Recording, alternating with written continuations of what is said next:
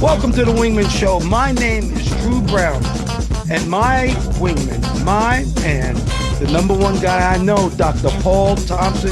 What's up, brother?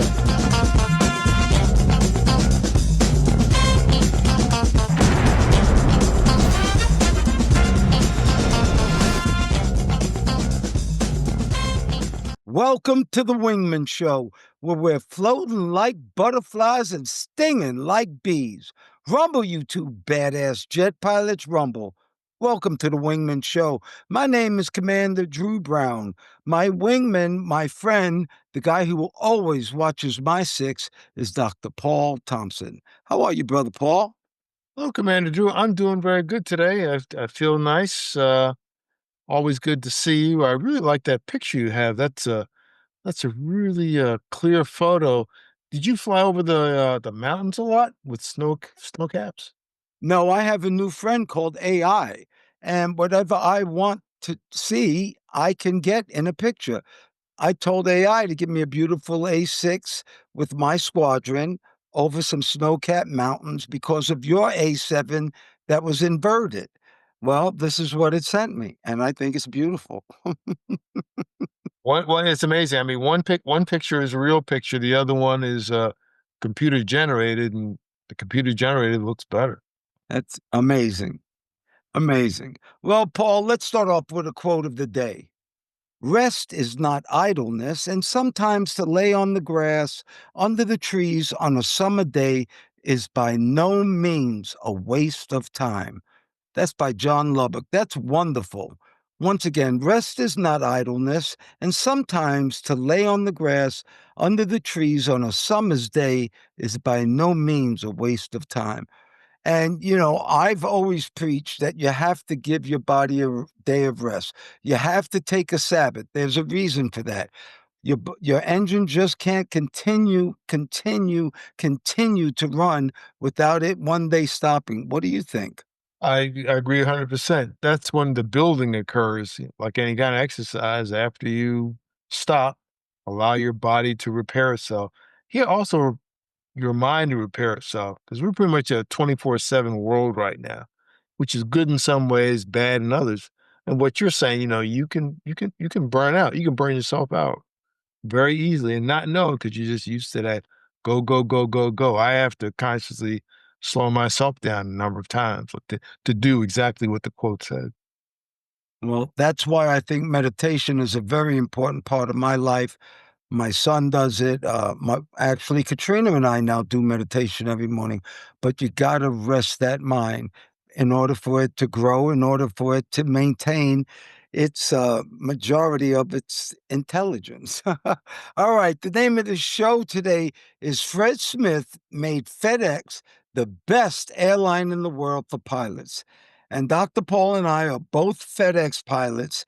And not too long ago, Fred Smith's body passed away, and it was a great honor to know him. Both Paul and I knew him. I had a lot of dealings with him, but I just wanted to read this to you a little bit because Fred Smith served as a Marine Corps officer during the Viet Nam War after graduating from Yale University in 1966. And while in the Marines, he flew 2 tours and flew over 200 combat missions as a forward air controller and pilot of a C-130 transport plane and helicopters. And Paul, you asked me, did he fly helicopters? And right before the show started, I chat GPT'd it, and yes, that's what it gave me. He was a forward air controller, and those are the ones who would drop Willie Pete's for us, and we would bomb wherever they dropped the smoke. What did you think about that? Yeah, I did not know he was a helicopter pilot. That I did not know. So again, we can all learn something even after 40 plus years. Yeah, he was a very remarkable man who basically single-handedly created his own industry or created the industry, in my opinion, that everyone else has been trying to follow. Since his passing, you've seen a lot of stuff on him on TV, haven't you, recently? Tributes pouring in. I see them on Facebook. Have you seen any on like on the business channels?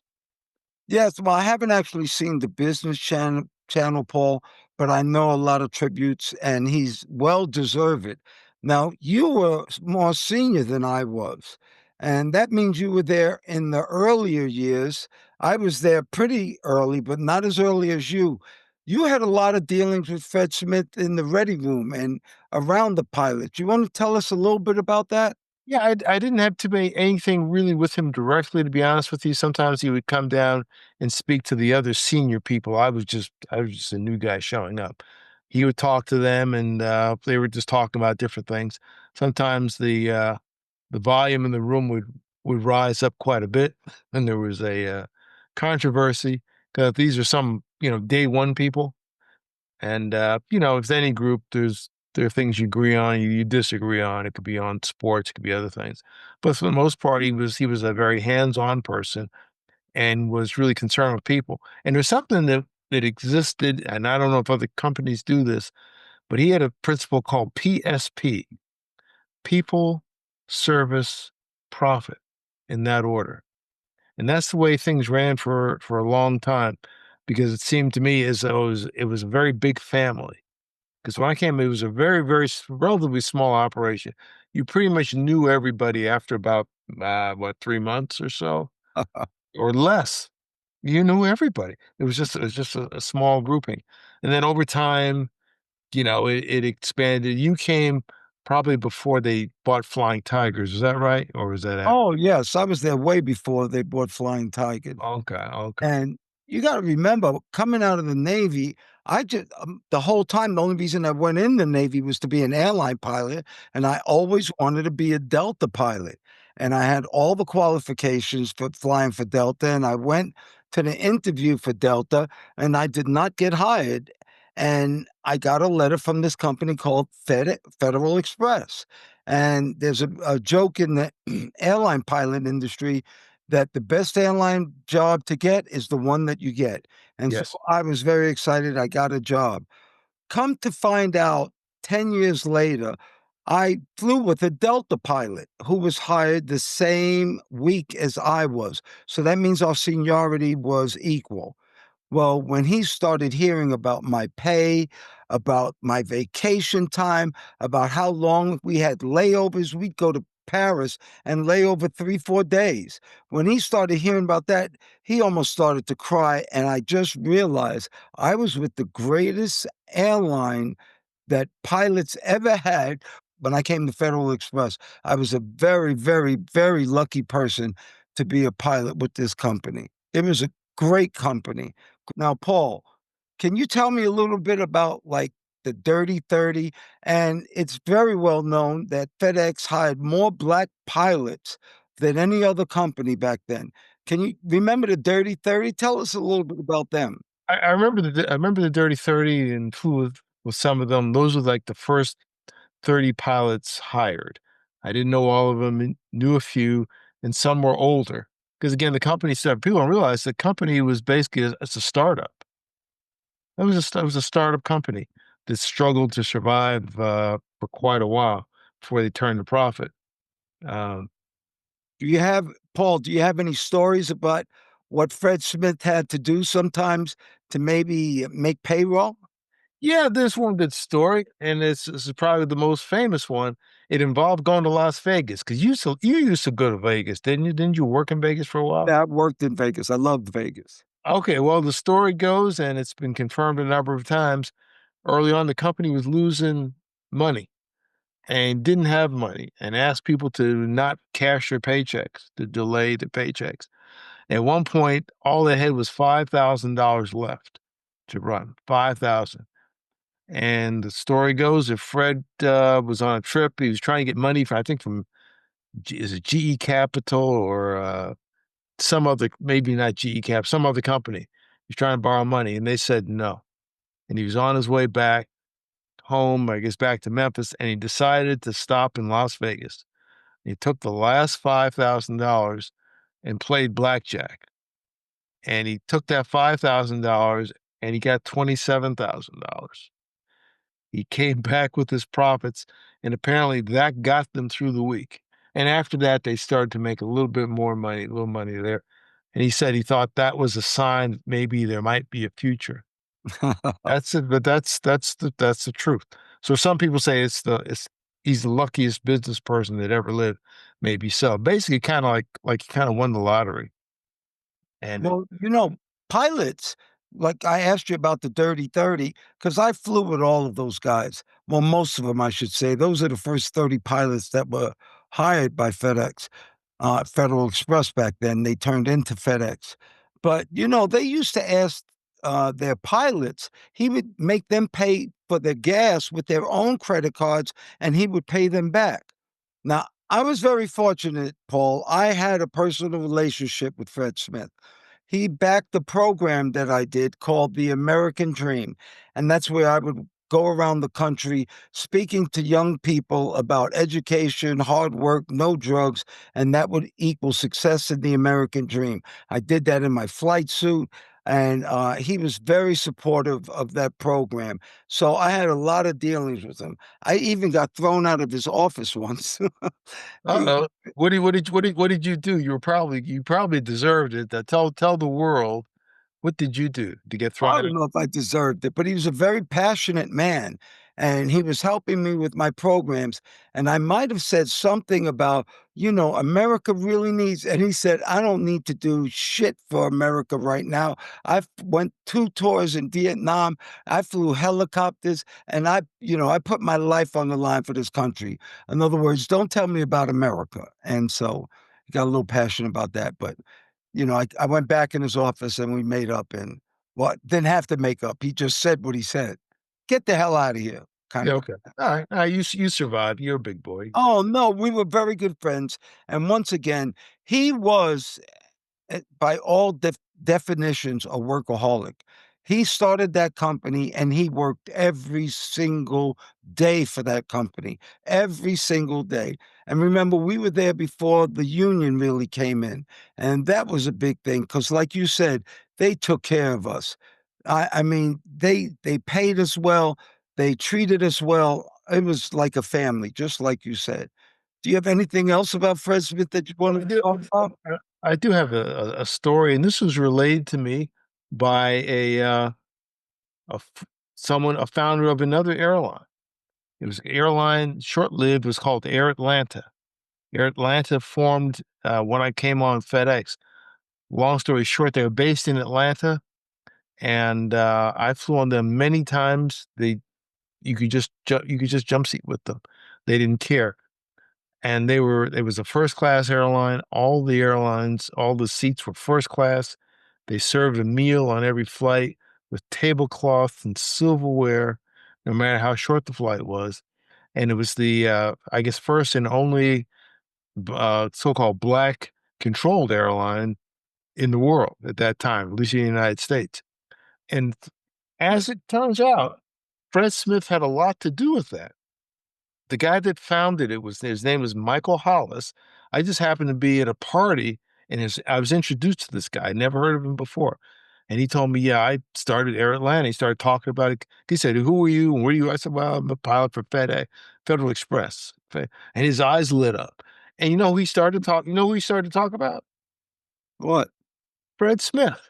Wow. I said, "What do you mean?" He said, "Well, I was at a number of meetings where I'm trying to get this thing off the ground, and I need to get airplanes and some other stuff.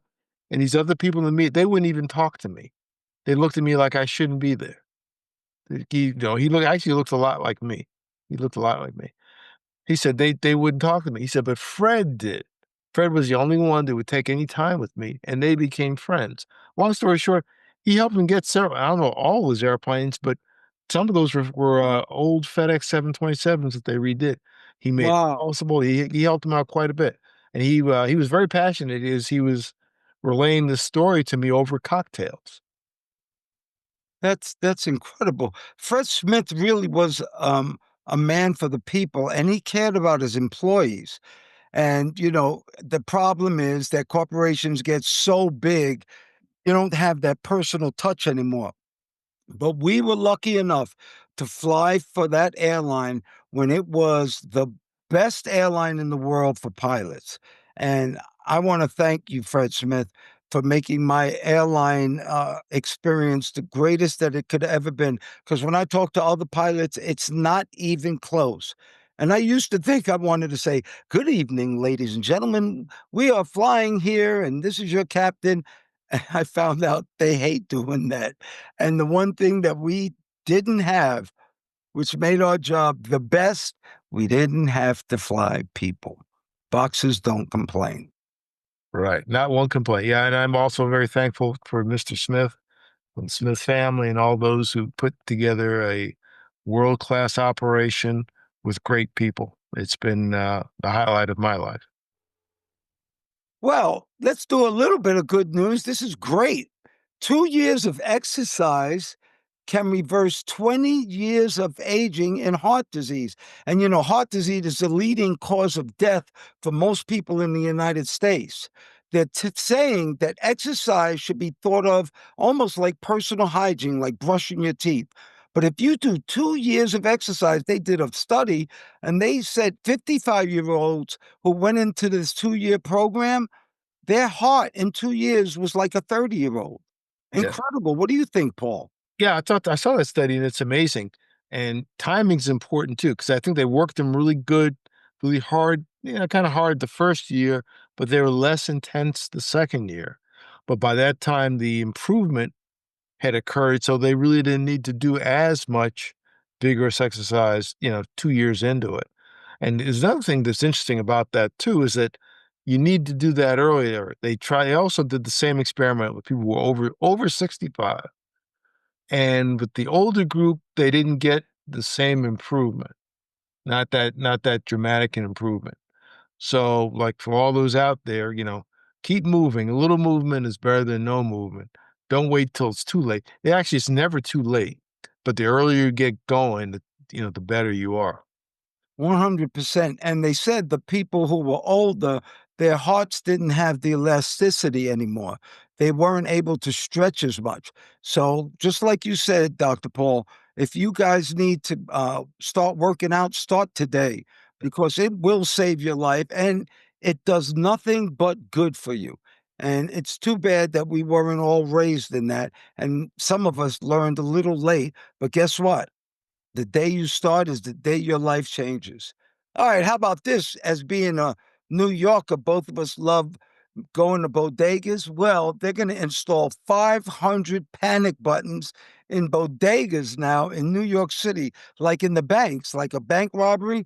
Well, any problems in a bodega now, and it goes straight to the police department, right, their precinct right close to them. What do you think about the bodegas getting? And maybe you could tell somebody what a bodega is if they don't know.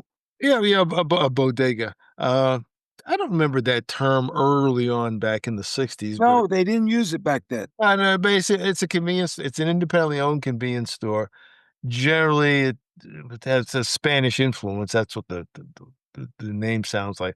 But think of it as a privately owned 7-Eleven that's got everything, not the healthiest stuff in the world. I spent a lot of time in them. I used to like the tasty cakes and the ho-ho ding-dongs and the bu bu bu bu bu and every all these other things that'll kill you dead right now.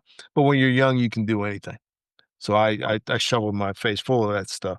Yeah, the bodega's good. I guess the bad sign is that things are getting desperate where people have to hit a panic button, because there's a lot of, I know you like good news, but the reason they're putting them in there is because a lot of bad things are happening in New York, unfortunately.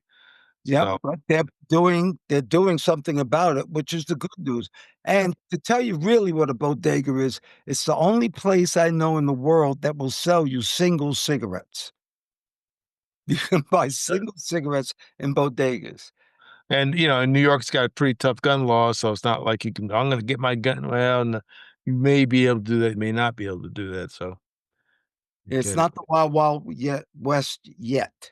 Yeah. Well, check out those badass jets we got behind us. Like we talked about in the beginning, Dr. Paul has an A7 Corsair flying inverted, upside down, across some beautiful snow-capped mountains. Well, I didn't have one, so that's why in my picture, that's an A6 Intruder, and it actually is my squadron because I told the AI to put my squadron there, so they put the perfect logo and the perfect symbol there, and so mine's an A6 Intruder over snow-capped mountains too. Thank you so much, everybody out there, for listening to us on Apple Podcasts, watching us on YouTube, TikTok, Instagram. Thank you for supporting us. Thank you for giving us thumbs ups. And Paul says, give us a 5-star review.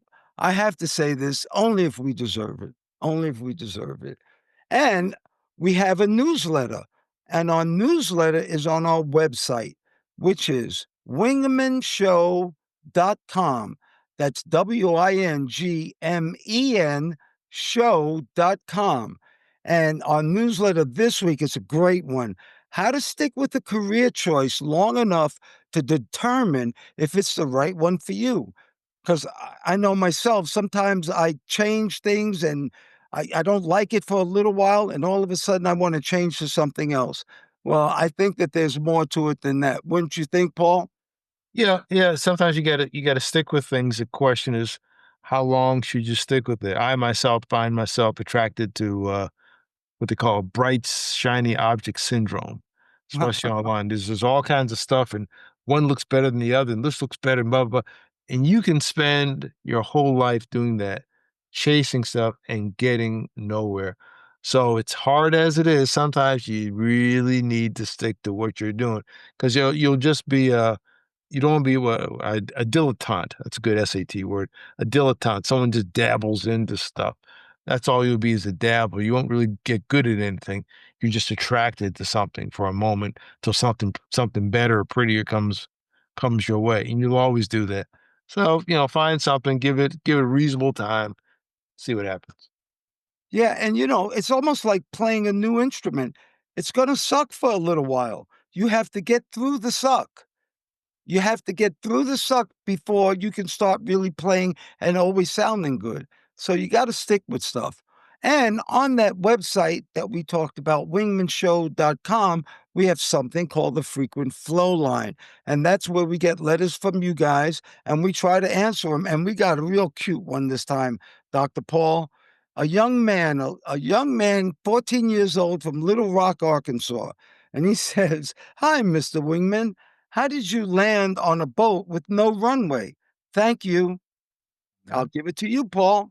Okay, well, the snarky answer is very carefully. Basically, we got something to slow us down. It's called the tail hook. All the airplanes had a tail hook. Basically, you drop this hook, it's sitting down there, you fly your approach, you fly it a certain way. It's very, very particular. It's got to be pretty much exact. You touch down, your wheels touch down, your hook drags on the surface and hopefully catches one of those wires. There's usually 4 wires. Some of the newer ships, they've got 3 wires because they got magic carpet and all magic this and magic that. But you grab one of those wires, the wires are connected to these big weights that slow down the airplane to the point where you get a stop. You get a little run out and you stop.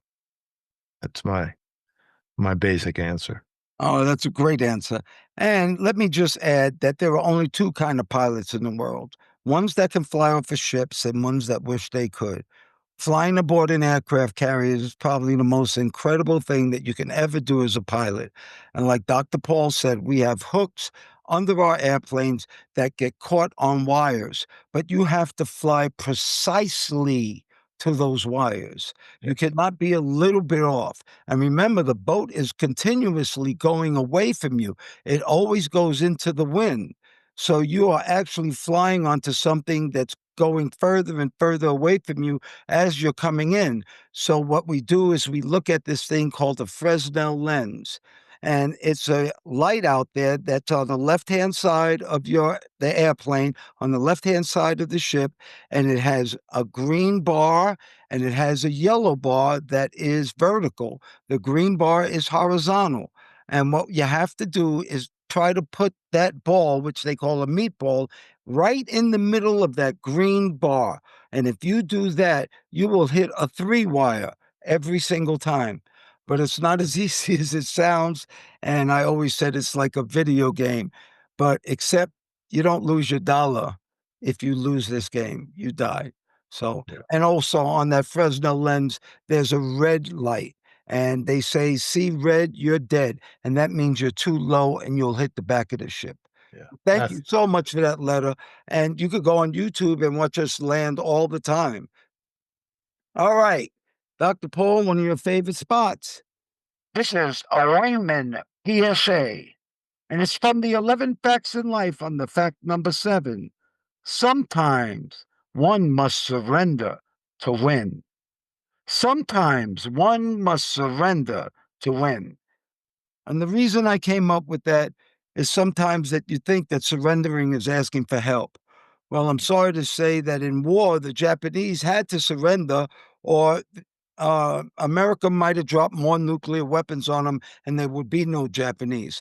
There are times in your life that you need to surrender because the idea is to win the war, not the battles. You got to forget about the battles. You got to look at the overall picture. And the overall picture for the Japanese at that point in time was survival. But little things in life, you don't have to always win. You have to learn when you don't win, but you're looking at the big picture. That's why I put that in there.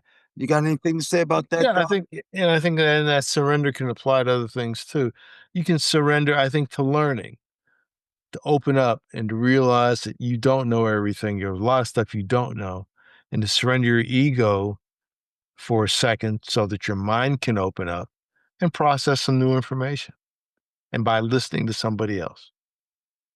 You know, a lot of us and a lot of young people, and I guess when I was young, they try this hard role, this tough role, this Mhm. like I know everything role. And that's why I don't understand how they allow kids at 17, 18 years old to make a decision whether to get further their education or not. You're at the dumbest point in your life making the most important decision you'll ever make. I am so glad my parents did not give me that choice.